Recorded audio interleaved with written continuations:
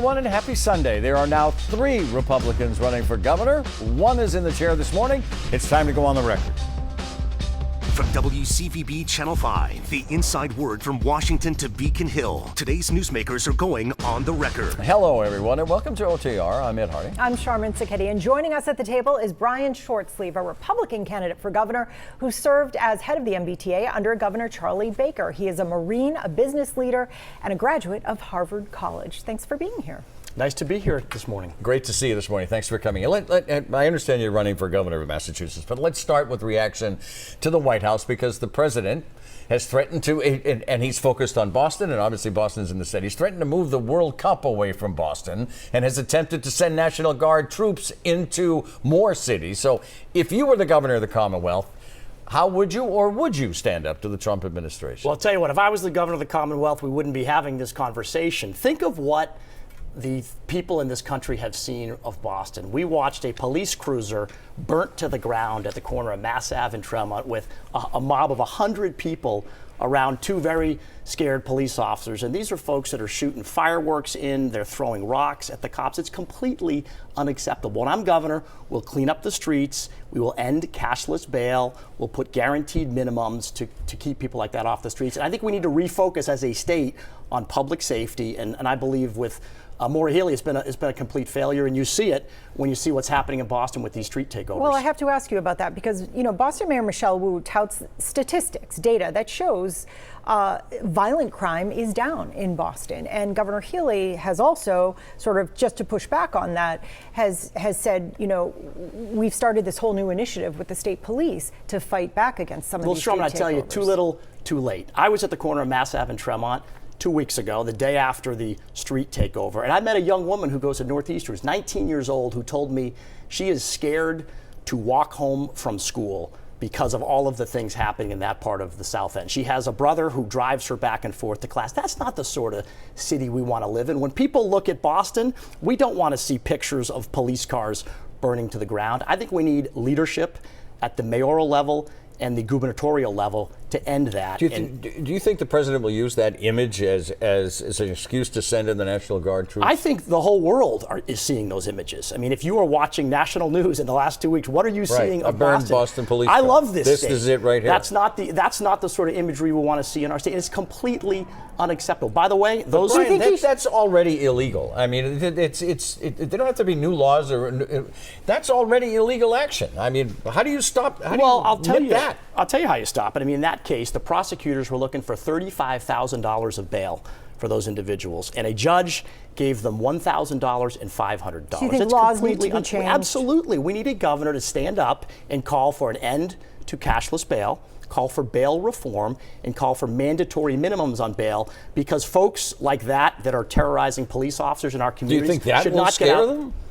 Absolutely, it will. If we enforce bail minimums and end cashless bail, it's sending a message. And we need to send a message. Our streets need to be safe and need to be clean. Do you think President Trump should be sending military troops to cities? I'm running for governor of Massachusetts. I'm not running for president. What I can tell you is when I am governor, we're not going to have a lot of these issues because I will focus on cleaning up the streets. But you didn't really answer the question, so I just want to ask again, do you think he should be sending military troops to American cities? I think we should be cleaning up our streets. I served in the Marine Corps. I don't think you need to have U.S. Marines serving in cities, but I tell you what, when it comes to this issue, it's incumbent on us in this state to clean up our act. And I think we haven't seen nearly the leadership we need from Maura Healey or Michelle Wu on this. So let's shift the conversation to immigration. And if this is inaccurate, please tell me. But you've stated publicly that, and I'm not violating anything, you've said it publicly, you voted for President Trump. Mm-hmm. Do you support how he's handling immigration?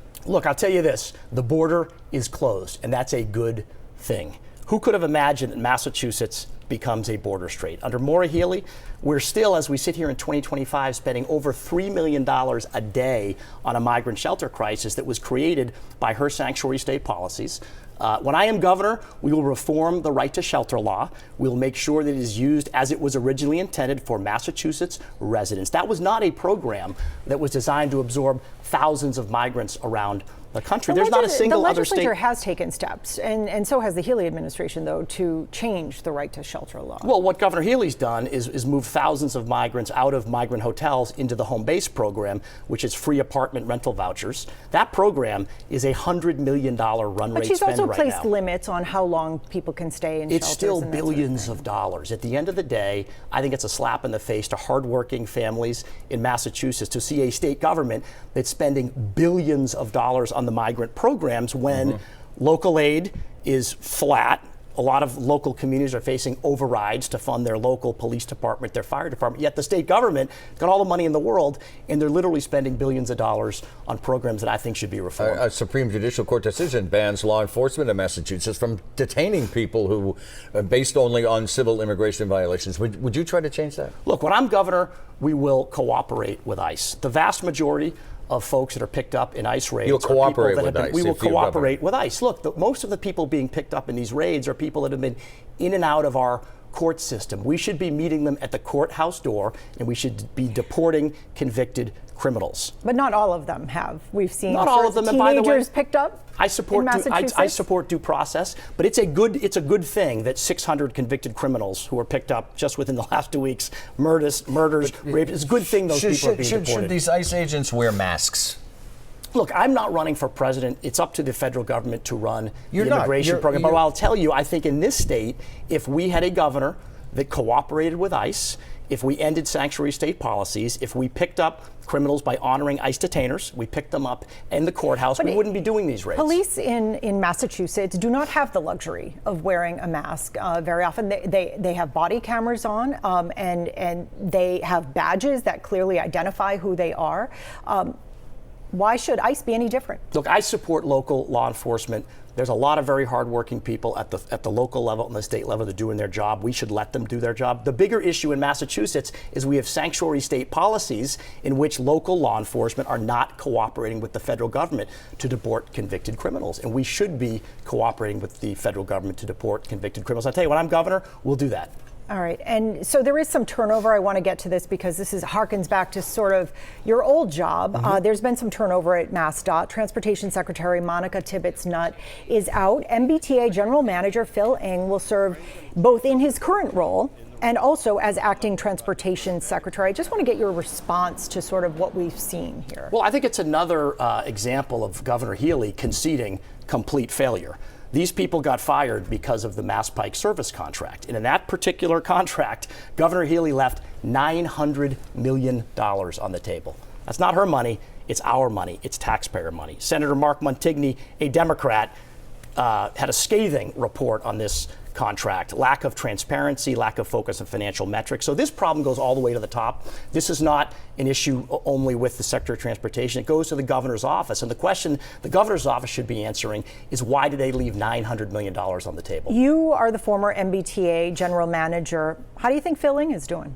Phil Eng's doing a great job on the red line. I ride it all the time. It's moving well. But I'll tell you what, I delivered something for the taxpayers that Phil Eng and Maura Healey never had, which is a balanced budget for the MBTA. When I got to the T, we had a $300 million deficit. We were buried in 100 inches of snow back in 2015. We got costs under control. We stripped out abuse of overtime and absenteeism, and we delivered a balanced budget. My recommendation to the governor would be get focused on the MBTA's financial picture because they are back on track for a $500 million deficit, which taxpayers really shouldn't be on the hook for. Under Governor Baker's 2 terms, we saw trains derail, we saw trains catch fire. Your opponent, Mike Keneally, says that you mismanaged the T. But you just sat here and claimed to turn things around. Why are you claiming you turned things around? Well, I'm very proud of what we accomplished over 2 years at the T. We had a woman jump out of a train in the Orange Line. Yeah, well, I'm very proud of what we accomplished at the T in terms of getting the budget balance, getting costs under control. By the way, at the end of that 2-year experience, the Boston Globe said my leadership in the Fiscal Management Control Board was the best thing that had ever happened to the T. So if you ask me, was the T better off when I left 2 years after I started? The answer is absolutely yes. At the end of Governor Baker's term, however, and at the beginning of Governor Healey's term, she had to hire 1,000 new people at the MBTA. Phil Eng has had to remove slow zones. I mean, how can you say you left it in a better position? Well, what I would tell you with Healey at the T is that operating trains were dating back to the 60s. Operating costs are completely out of control. I mean, they've added $1 billion of spending at the T, and the T is delivering a third of the trips it was when I ran the organization. So I would say that T's got to get his costs under control. I would also tell you, in 2024, there were more derailments on the MBTA than any other major transit in the country. That was in 2024. So I think Governor Healy and Phil Eng have got a lot of work to do getting costs under control and improving the safety record. But I'm very proud of what we accomplished back in 2015 and 16. Conversation continues. Stay with us.